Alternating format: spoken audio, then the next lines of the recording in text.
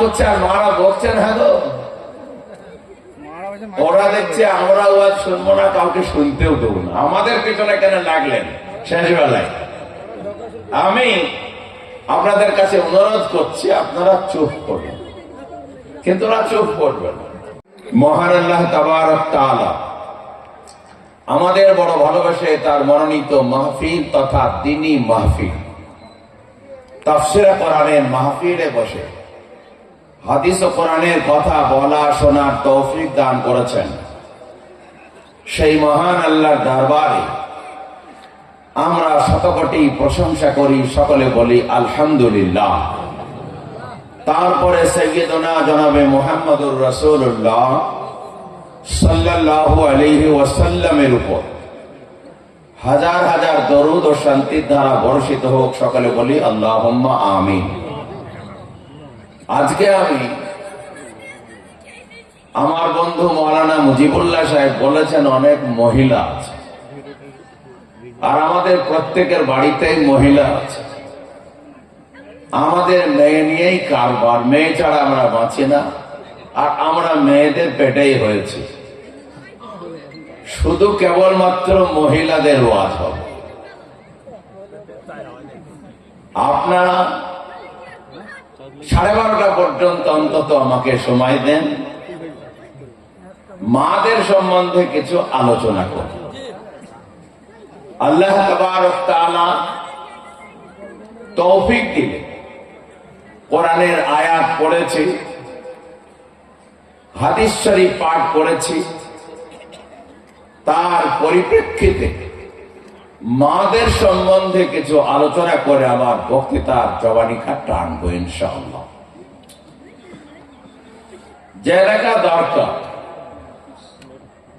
আল্লাহ তাবারক তাআলা নবী যখন দুনিয়াতে আগমন করলেন তখন মেয়েদের কোনো মর্যাদা ছিল না।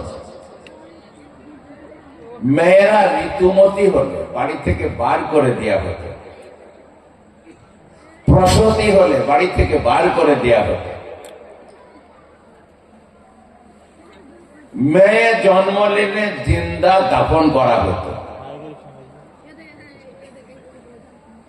মক্কার একটা বিরাট বাজার বসতো, সেই বাজারটার নাম হলো উকাজের মেলা। ওখানে সুন্দরী সুন্দরী মেয়ে বিক্রি হতো। যাদের যত টাকা তারা তত টাকা দাম বেশি দিয়ে সুন্দরী নারী টাকা দিয়ে কিনে এনে স্ত্রীর মতো ভোগ করত। বলেন আস্তাগফিরুল্লাহ। এ ছিল মেয়েদের অবস্থা। অনেকে বলে না যে ইসলামে নারীর অধিকার দেয়নি, এটা চরম ভুল কথা। বরং ইসলামী নারীর অধিকার দিয়েছে, এত অধিকার দিয়েছে, এইরকম অধিকার কোন ধর্ম দেয়নি। এই যে অবস্থা চলছে, সেই সময় আল্লাহর নবী দেখলেন এরা আমার মা, এরা আমাদের বোন, এদের পেটে নবী হয়েছে, এদের পেটে হাফেজ গারি মৌলানা মুফতি হবে, এদের এই দুরবস্থা। বিশ্ব নবী আল্লাহর তরফ থেকে এসে ঘোষণা করলেন, মান আলা জারিয়াতাইন আনা ওয়া হুয়া কাহাতাইন, আনা ওয়া হুয়া ফিল জান্নাতি কাহাতাইন। আল্লাহর নবী বললেন, যদি কোনো মেয়ে, যদি কোনো ব্যক্তি দুটো মেয়েকে লালন পালন করে বিয়ে দিয়ে দিতে পারে, আমি আর সে জান্নাতে এইরকম পাশাপাশি থাকবো। বলেন সুবহানাল্লাহ। মেয়েদের তুলে নিয়ে আসলেন।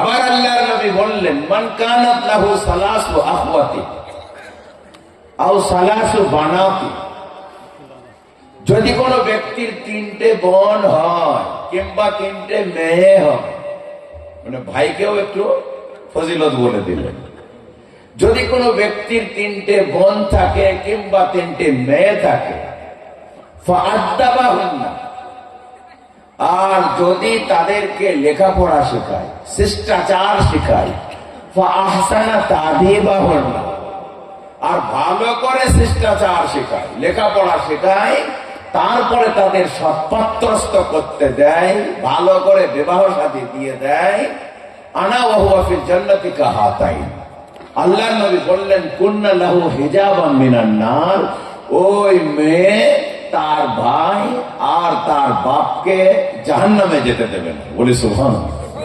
জাহান্নামের আড় হয়ে। তো মেয়েদেরকে তুললেন, উপরে আনলেন। আল্লাহ তাবারক তাআলার নবী সাল্লাল্লাহু আলাইহি ওয়াসাল্লামের 4খানা মেয়ে ছিলেন। আপনারা জানেন না? জানেন না? জয়নব, রুকাইয়া, কুলসুম, ফাতেমা। বড় আদর করতেন। 3খানা ছেলে ছিলেন, আব্দুল্লাহ, কাসিম, ইব্রাহিম। এই ছেলেগুলা আল্লাহর নবী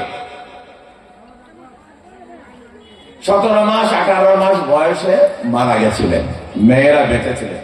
মাদের ওয়াজ করছে আর মারা বকছেন, হ্যাঁ গো, ওরা দেখছে আমরা ওয়াজ শুনবো না, কাউকে শুনতেও দেবো না, আমাদের পিছনে কেন লাগলেন? শেষ বেলায় আমি আপনাদের কাছে অনুরোধ করছি, আপনারা চুপ করবেন। কিন্তু ওরা চুপ করবে না।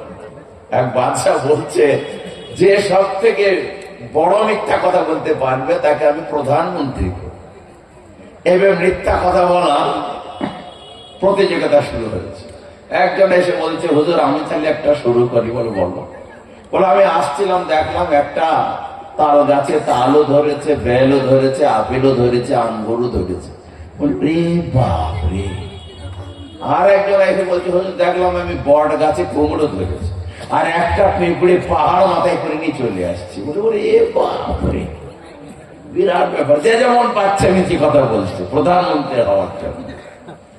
একজন এসে বলছে, হুজুর আমি রাস্তায় দেখলাম এই গোটা 10 মেয়ে রাস্তার সাইডে বসে আছে, কেউ কি কাউকে কথা বলছে না হুজুর, একেবারে চুপচাপ।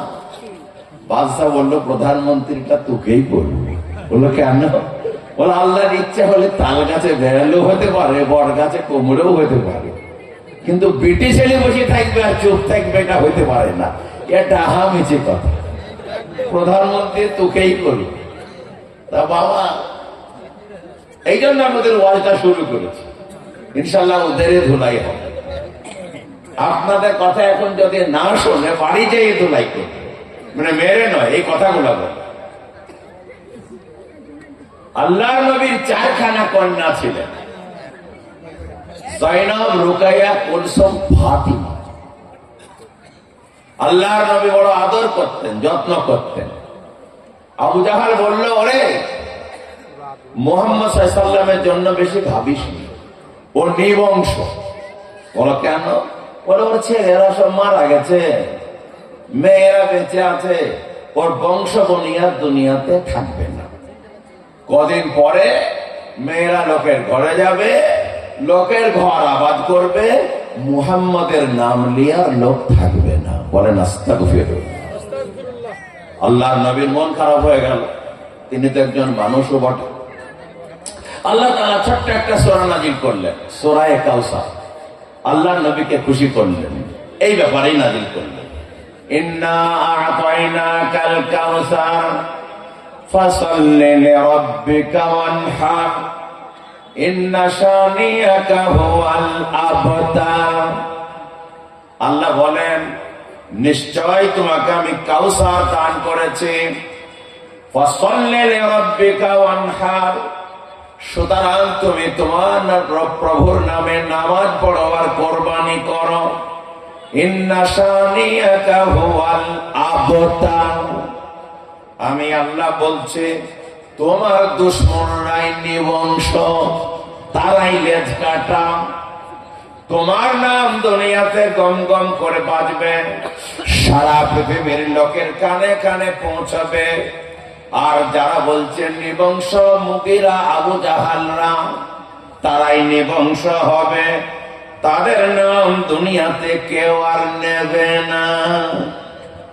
ঠিক না? ঠিক বলো।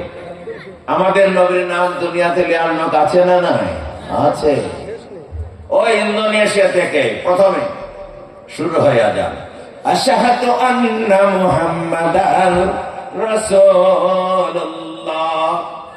আপনাদের ইচ্ছা না থাকলেও কানে যায়, আজানে শোনেন না মুহাম্মদ সাল্লাল্লাহু আলাইহি ওয়াসাল্লামের নাম।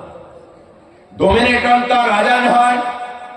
ইন্দোনেশিয়া, মালয়েশিয়া, ইথিওপিয়া, জাপান, তারপরে চীন, বাংলাদেশ, থাইল্যান্ড, ভারত, পাকিস্তান, আফগানিস্তান, ইরাক, মক্কায় হতে হতে প্রতিদিন 24 ঘন্টা 1 মিনিট পর পর আজান হয়।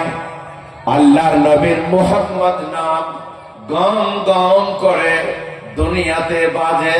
সুবহানাল্লাহ বলুন। আর আবু জাহালরা কি বলেছিল? মেয়ে ওর নাম লিয়ার লোক থাকবে না। বরং আবু জাহালের নাম লিয়ার লোক নাই, তার বাড়িটা আরব সরকার পায়খানা করে দিয়েছে। দুনিয়ার লোক যায় আর সেখানে পায়খানা করে দিয়ে পালিয়ে আসে। যার পায়খানা লাগে না তাই সে একটু পেশাবও করে দেয়। আল্লাহ